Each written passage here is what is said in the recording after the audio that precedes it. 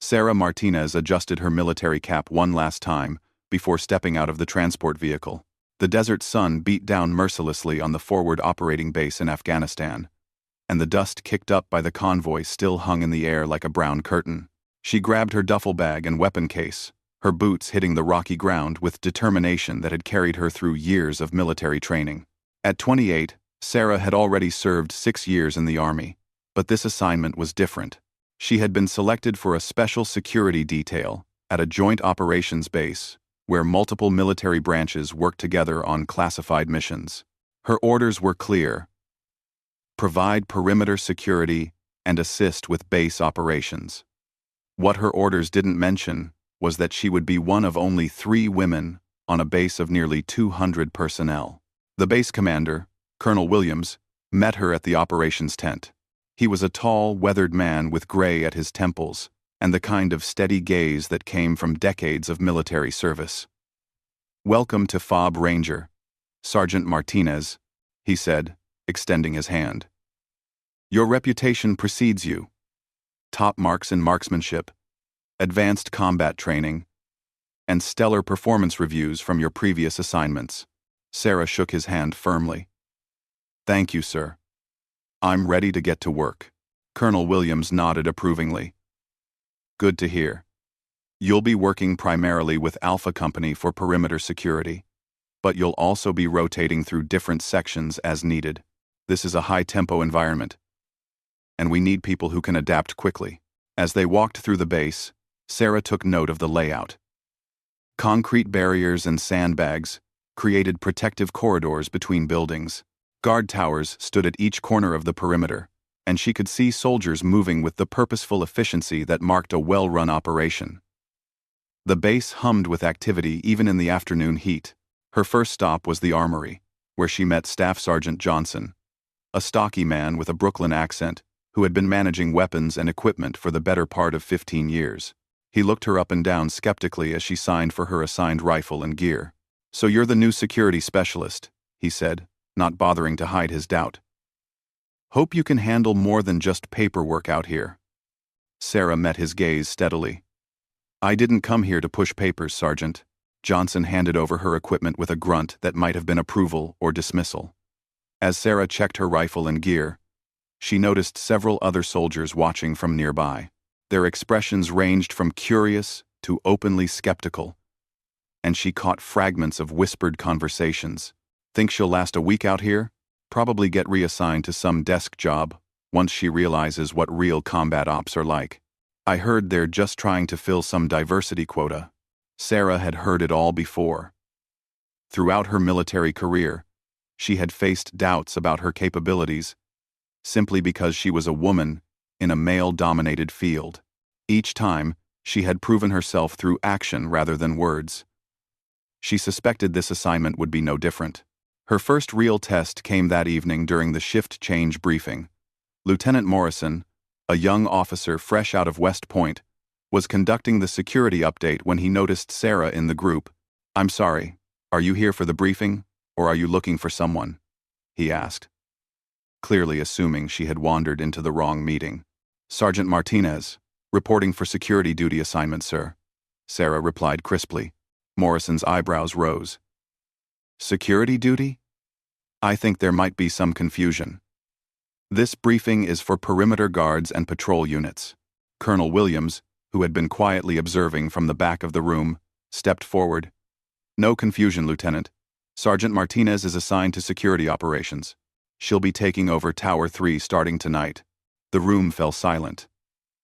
Tower 3 was considered one of the most challenging positions on the base perimeter. It provided overwatch for the main entrance and required constant vigilance during the busy nighttime hours when supply convoys and patrol units moved in and out of the base. "Sir, are you sure that's advisable?" Lieutenant Morrison asked carefully. "Tower 3 requires someone with extensive combat experience and proven reliability under pressure." Sarah could feel every pair of eyes in the room focused on her. This was the moment she had experienced countless times before, when her qualifications were questioned, not because of her record, but because of assumptions about what she could or couldn't handle. "My record speaks for itself, Lieutenant," she said evenly. I've completed advanced marksmanship training, urban warfare certification, and I've served in combat zones for the past 3 years. I'm qualified for any security position on this base. One of the sergeants in the back of the room snorted quietly. Qualifications on paper don't always translate to real-world performance, he muttered, loud enough for others to hear. Colonel Williams's expression hardened. That's enough. Sergeant Martinez has been assigned here based on her demonstrated competence and proven track record. Tower 3 is her post, effective immediately. The briefing continued with tactical updates and intelligence reports, but Sarah could feel the undercurrent of skepticism in the room. She had been through this before, though rarely quite so publicly. The key was to let her performance do the talking. After the briefing, she made her way to Tower 3 to relieve the previous guard. The tower was a concrete and steel structure that rose 20 feet above the base perimeter, providing excellent visibility of the surrounding area. As she climbed the ladder with her gear, she could hear muffled conversations from below. "This ought to be interesting," someone said. "Give it a week before they move her to something more suitable," came another voice. Sarah settled into the guard position and began her watch. The tower was equipped with night vision scopes, communication equipment, and a mounted machine gun. She methodically checked each piece of equipment and established communication with the base operations center. "Tower 3, checking in," she radioed. "All systems operational. Copy, Tower 3. Welcome to the night shift." As darkness fell over the base, Sarah found herself settling into the rhythm of guard duty. Every 30 minutes, she conducted a systematic scan of her sector, checking for any unusual movement or potential threats. The work was demanding and required constant attention, but it was exactly the kind of responsibility she had trained for.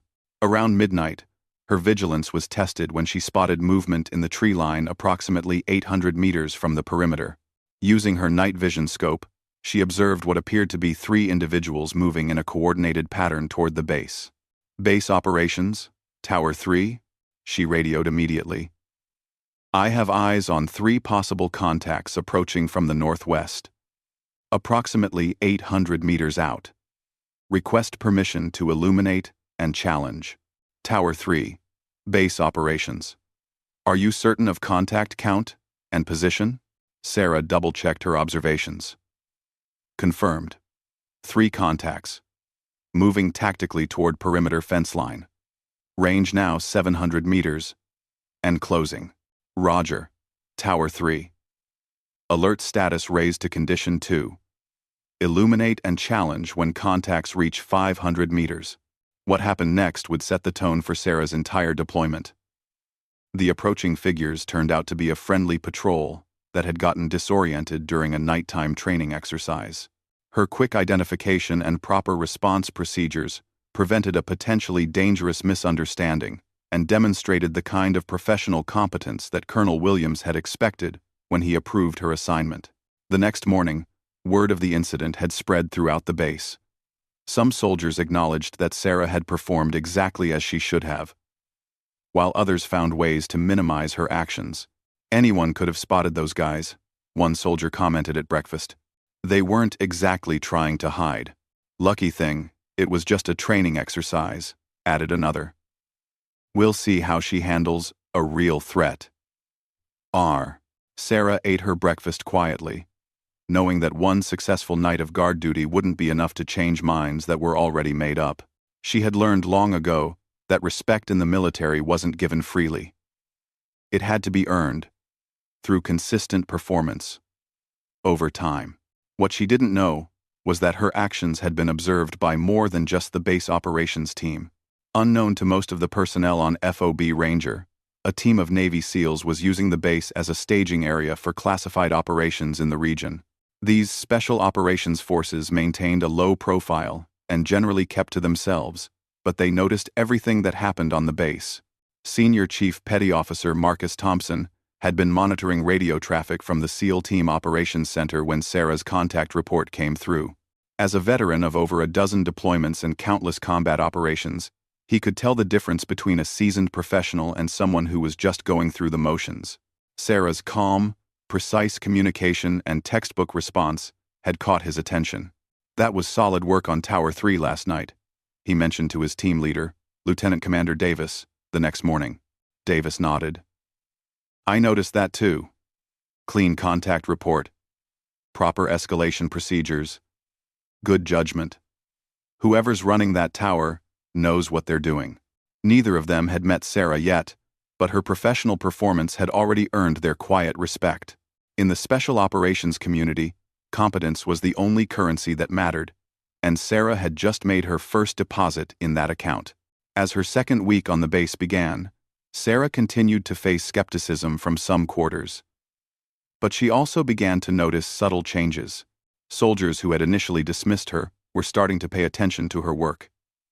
Her consistent professionalism and obvious competence were slowly beginning to speak louder than the prejudices that had greeted her arrival.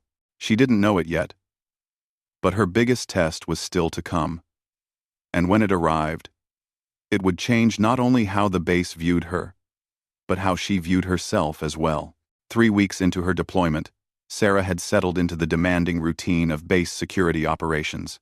She rotated between different guard posts, participated in patrol operations, and had even been selected to help train newer arrivals on base security procedures.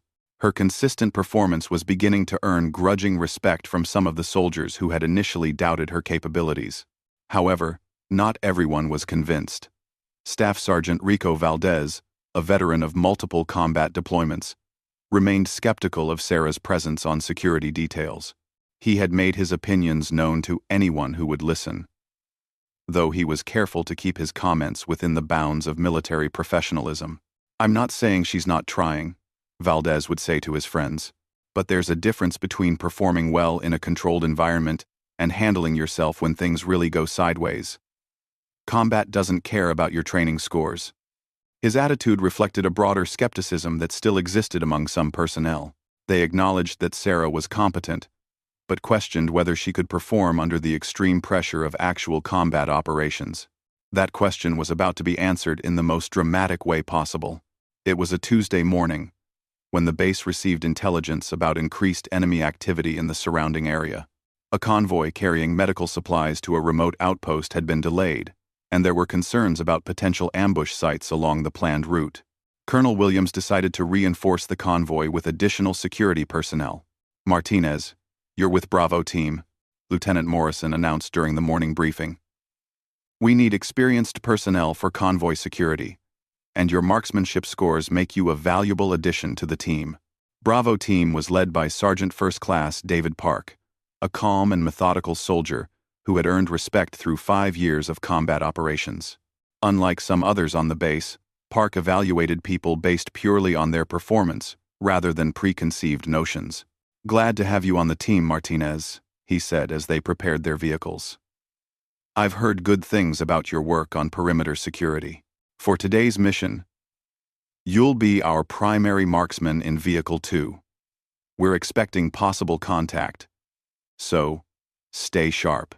The convoy consisted of 4 vehicles, 2 up-armored Humvees providing security, 1 transport truck carrying the medical supplies, and 1 mine-resistant ambush-protected vehicle serving as the command post. Sarah's position in the second Humvee would provide overwatch for the convoy and respond to threats from elevated positions. As they departed the base, Sarah felt the familiar mixture of focus and adrenaline that came with operational missions. She checked her equipment one final time. Rifle, ammunition, radio, medical supplies, and the various other gear that might mean the difference between success and disaster in a combat situation. The route to the outpost wound through mountainous terrain, with dense vegetation on both sides of the road. It was exactly the kind of terrain that provided excellent cover for enemy forces, and everyone in the convoy remained on high alert as they navigated the winding mountain roads. They had been traveling for about 90 minutes when the attack began. The first indication of trouble was the explosion that erupted 50 meters ahead of the lead vehicle. An improvised explosive device had been buried in the roadway, and while it didn't cause casualties, it effectively blocked the convoy's forward progress. Within seconds, automatic weapons fire began raking the convoy from positions on both sides of the road. "Contact front and flanks," shouted Sergeant Park over the radio. "All vehicles take cover and return fire." Sarah's training took over immediately. As the convoy vehicles maneuvered to defensive positions, she identified muzzle flashes in the tree line and began engaging targets with precise, controlled fire. Her marksmanship training proved its value as she systematically engaged enemy positions, forcing the attackers to take cover and reducing the effective fire being directed at the convoy. "Martinez, we need suppressive fire on that ridgeline to our right," Park called out. "Enemy sniper is engaging our lead vehicle." Sarah adjusted her position and located the sniper's position. Using her rifle scope, she could see the enemy fighter moving between covered positions, approximately 300 meters away. It was a challenging shot under combat conditions, requiring her to account for wind, elevation, and the stress of incoming fire. She controlled her breathing, found her sight picture, and squeezed the trigger. The enemy sniper's rifle fell silent. "Good shot," Park confirmed. "Keep scanning for additional threats." The firefight continued for nearly 20 minutes, with enemy forces attempting to flank the convoy from multiple directions. Sarah's accurate fire and calm communication proved crucial in coordinating the convoy's defensive response. She identified and engaged 8 different enemy positions, allowing the other members of the security team to maneuver and respond to threats. But the real test of her capabilities came when enemy forces attempted to overrun the convoy's position with a direct assault. "Multiple contacts approaching from the north," called out the gunner in the lead vehicle. "At least 15 enemy fighters moving toward our position." Sergeant Park quickly assessed the situation. The enemy had committed significant forces to the attack, gambling that they could overwhelm the convoy's security team through sheer numbers. It was a dangerous moment that required immediate and decisive action. "Martinez, I need you to provide precision fire support while we reposition," Park ordered. "Can you hold them off for approximately 2 minutes while we establish a better defensive position?" Sarah didn't hesitate. "Roger that, Sergeant. I've got this." What followed was a display of marksmanship and tactical awareness that would be talked about on the base for months to come. Operating with calm precision, despite the chaos around her, Sarah engaged enemy fighters at ranges from 50 to 400 meters. Her accurate fire forced the attacking enemy to take cover and slowed their advance, buying crucial time for the convoy to reposition into a more defensible formation. She worked systematically from one target to the next, calling out enemy positions to her teammates while maintaining a steady rate of accurate fire. When her rifle ammunition ran low, she smoothly transitioned to her sidearm for closer targets while reloading her primary weapon. "Outstanding work, Martinez," Park called out, as the team completed their repositioning. "Enemy assault has been repelled." The firefight gradually died down as enemy forces withdrew from the area. Coalition air support arrived 30 minutes later to ensure the convoy's safe passage, but by then, the immediate threat had been neutralized through the actions of the security team. As they completed their mission and returned to base, Sergeant Park approached Sarah privately. "That was some of the finest combat marksmanship I've seen in 5 deployments," he told her. "Your fire discipline and accuracy under pressure just saved this entire convoy. I want you to know that you've earned my complete respect and trust." Similar comments came from other members of Bravo team. Corporal Jenkins, who had been openly skeptical of Sarah's capabilities just a few weeks earlier, was among the most vocal in his praise. "I was wrong about you, Martinez," he admitted. "I thought you might fold under pressure, but you performed like a seasoned combat veteran out there. I'd be honored to serve with you on any mission." Word of the convoy action spread quickly throughout the base. The official after-action report documented Sarah's exceptional performance, noting that her accurate fire and tactical awareness had been instrumental in repelling the enemy attack. Colonel Williams personally commended her actions and recommended her for a commendation. However, the most significant recognition was yet to come. Unknown to most of the base personnel, the Navy SEAL team had been monitoring the convoy operation from their Tactical Operations Center. Senior Chief Thompson and his team had listened to the radio traffic throughout the firefight, and they had been impressed by what they heard. "That Martinez is a solid operator," Thompson commented to Lieutenant Commander Davis. "Did you hear how calm she stayed throughout that whole engagement? Textbook fire discipline and communication." Davis nodded. I was thinking the same thing. That's exactly the kind of professionalism we need for the operation we're planning. The SEAL team had been preparing for a classified mission that would require additional security personnel with specific qualifications.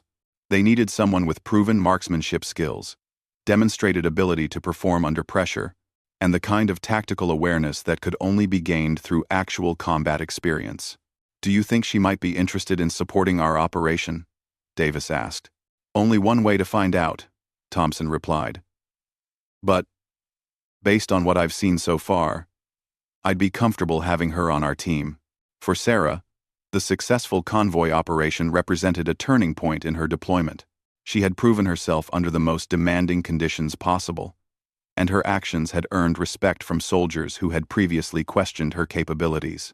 But she had no idea that her performance had also caught the attention of some of the most elite soldiers in the military.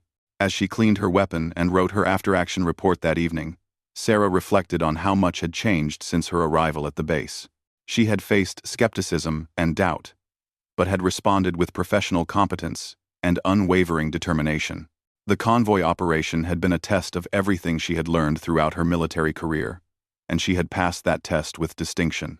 What she didn't know was that an even greater opportunity was about to present itself, one that would not only validate her capabilities but also provide her with the chance to contribute to operations at the highest levels of military professionalism. The morning after the convoy operation, Sarah was surprised to receive a message requesting her presence at the base commander's office at 0800 hours. Such meetings were typically reserved for disciplinary issues or special assignments, and she couldn't imagine which category might apply to her situation. Colonel Williams was waiting for her when she arrived, along with two men she didn't recognize. Both wore standard military uniforms without obvious unit identifications, which immediately suggested they were from specialized units that preferred to maintain low profiles. Sergeant Martinez, I'd like you to meet Lieutenant Commander Davis and Senior Chief Thompson, Colonel Williams said. They have a proposition that might interest you. Lieutenant Commander Davis stepped forward with an easy smile. Sergeant Martinez, we've been following your performance since you arrived at this base. Your work on perimeter security and yesterday's convoy operation have been particularly impressive. Sarah remained at attention, unsure where the conversation was heading.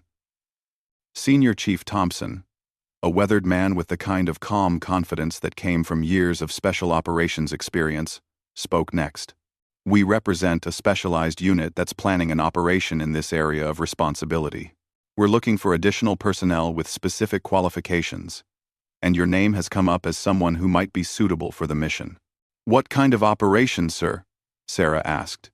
Davis and Thompson exchanged a brief look before Davis continued. I can't provide specific details at this time, but I can tell you that it would involve providing security support for a time-sensitive mission, requiring personnel with demonstrated marksmanship skills and proven ability to perform under pressure. Sarah began to understand that these men were likely from a special operations unit, possibly Navy SEALs based on their bearing and the way they spoke about their mission requirements. The opportunity to work with such elite units was something most soldiers could only dream about. The assignment would be temporary, Thompson added. Approximately 2 weeks, with the possibility of extension based on mission requirements and your performance. You would maintain your current rank and return to your regular duties here afterward, Colonel Williams interjected. Sergeant Martinez, I want you to understand that this is completely voluntary. Your performance here has been exceptional, and I would hate to lose you even temporarily. However, this represents an opportunity to contribute to operations at the highest levels of military effectiveness. Sarah's mind raced as she considered the implications. Working with a special operations unit would be both an honor and a significant challenge. It would also represent the ultimate validation of her capabilities as a soldier. I'm interested, sir, she said. What would be required of me? Davis smiled. First, we'd need you to complete a brief orientation period to familiarize yourself with our operational procedures and equipment. Then you'd participate in the mission as part of our security team. The work would be demanding, but based on what we've observed, we believe you have the skills and temperament for this type of operation. When would this begin? Sarah asked. Immediately if you're willing, Thompson replied. We're working under tight timelines. Sarah took a deep breath. Throughout her military career, she had worked toward opportunities like this.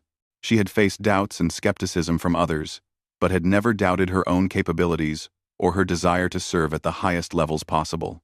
I accept the assignment, sir. The next few hours passed in a blur of briefings, equipment checks, and administrative procedures. Sarah learned that she would be working with a Navy SEAL team conducting classified operations aimed at disrupting enemy command and control networks in the region. Her role would be to provide precision marksmanship support and assist with perimeter security during sensitive operations. The SEAL team's operational area was a small, highly secured compound adjacent to the main base. When Sarah reported for her orientation, she was struck by the professional atmosphere and the casual competence of the team members.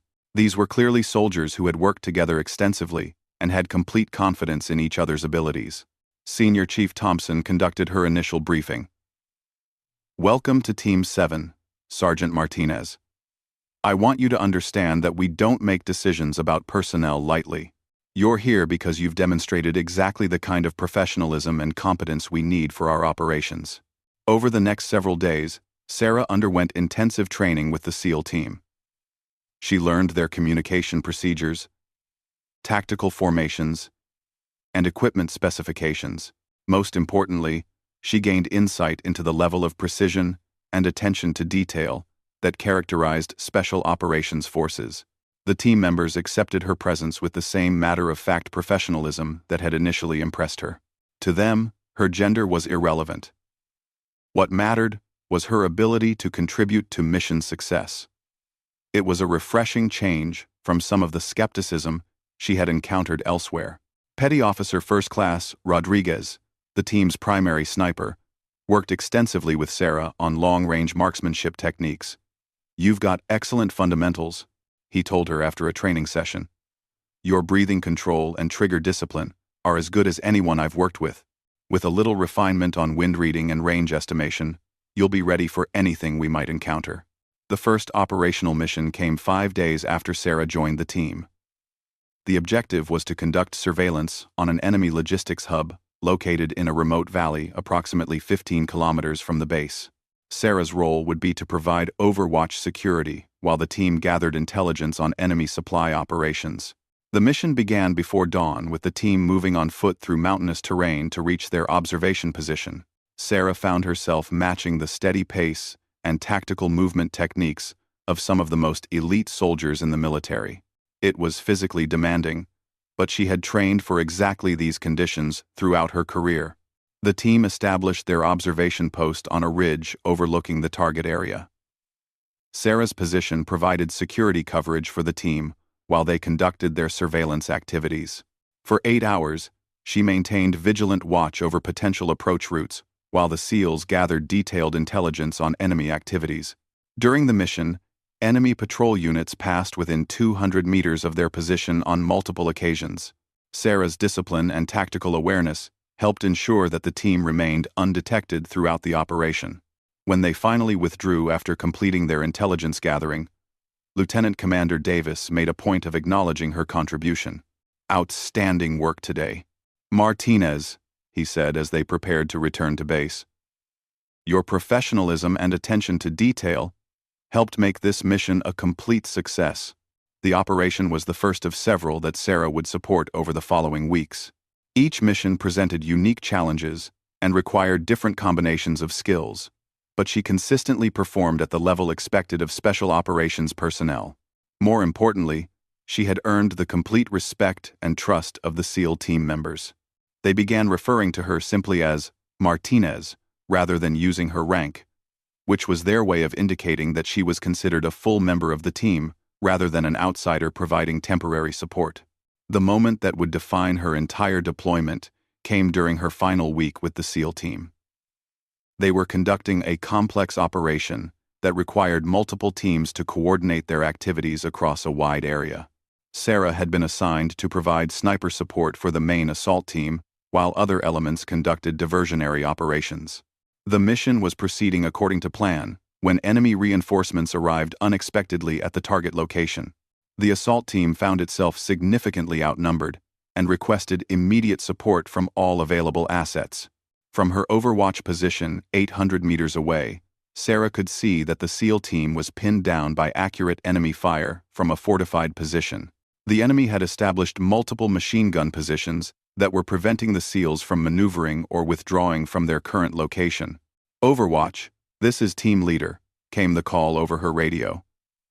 "We need immediate suppression of enemy positions on the north side of the compound. Can you provide precision fire support?" "I see. I see. Can side. I see. I see." Sarah assessed the situation through her rifle scope.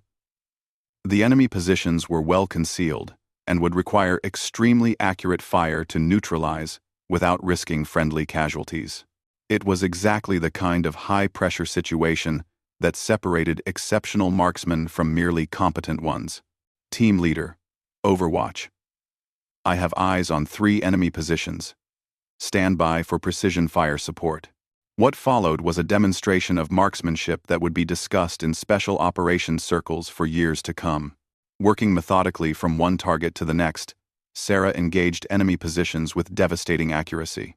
Her precise fire neutralized the machine gun positions that had been pinning down the SEAL team and allowed them to complete their mission successfully. "Overwatch, outstanding shooting," came the enthusiastic response from the team leader. "Mission complete, thanks to your support." As the team returned to base that evening, Senior Chief Thompson approached Sarah with an expression of profound respect. "Martinez, I've worked with snipers and marksmen from every branch of the military over the past 20 years, he said.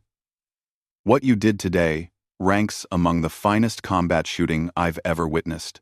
You didn't just support our mission. You made it possible." Lieutenant Commander Davis nodded in agreement.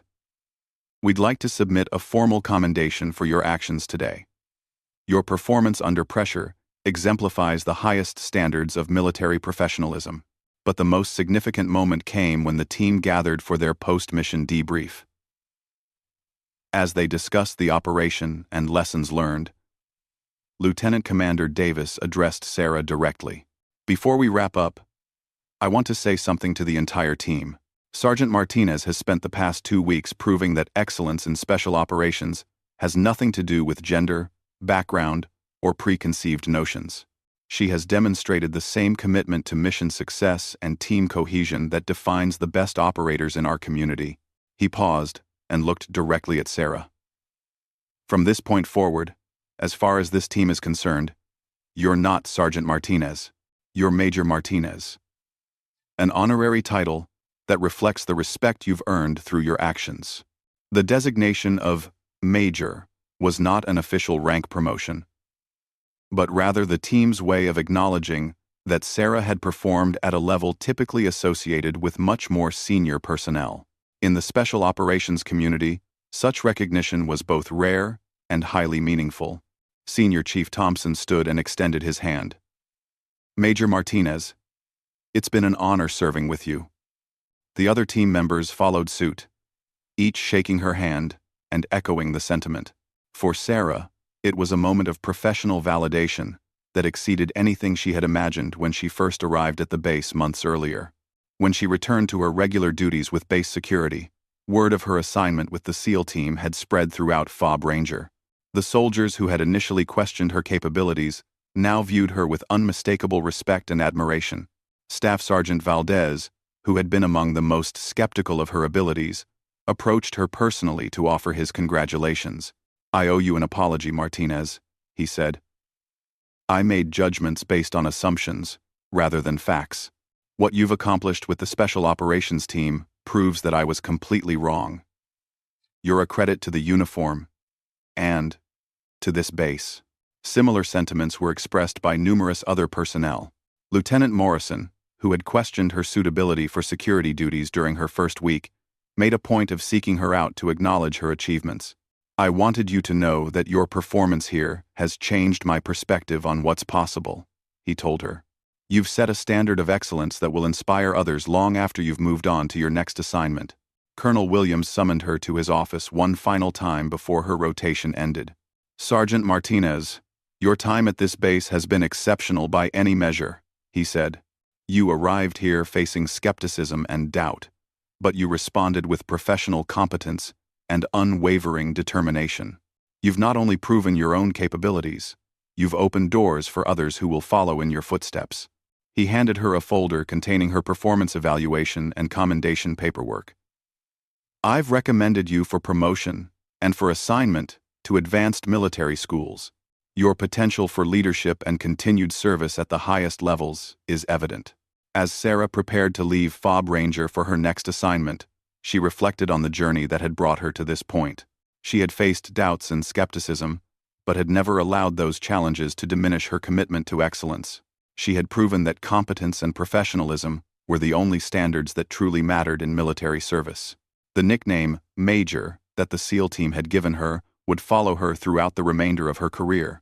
It represented not just recognition of her technical skills, but acknowledgement of the leadership and character she had demonstrated under the most challenging conditions. Years later, when other female soldiers faced similar challenges and skepticism, they would often hear the story of the guard who earned the respect of Navy SEALs through her actions rather than her words. For many, it would serve as proof that excellence in military service was measured not by gender or background, but by the willingness to meet every challenge with courage, competence, and unwavering professionalism. Sarah Martinez had arrived at Fob Ranger as a competent soldier, seeking to prove herself in a demanding environment. She left as Major Martinez, a designation earned through exceptional performance and a symbol of the respect that comes only through demonstrated excellence under pressure.